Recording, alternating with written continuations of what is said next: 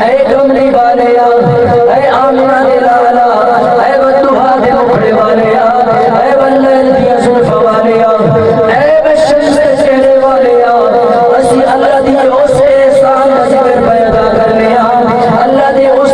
فضل دے ملن دے اللہ دا شکر پیدا کرنے کہ اللہ نے تمہاروں ساڑے درمیان بھیج کے ساڑے اسے بہت بڑا احسان کیتا ہے ساڑے اسے بہت بڑا فضل کیتا ہے اس شاعر نے اس مرحلے نو اس مقام نو اپنے انداز دے وچ بیان فرمائے اور کوئی زبان خاموش نہیں رہے گی سارے میرے نال مل کے پڑھن گے علامہ صاحب بھی مل کے پڑھن گے شاعر کی کہنا ہے مل کے پڑھو فضل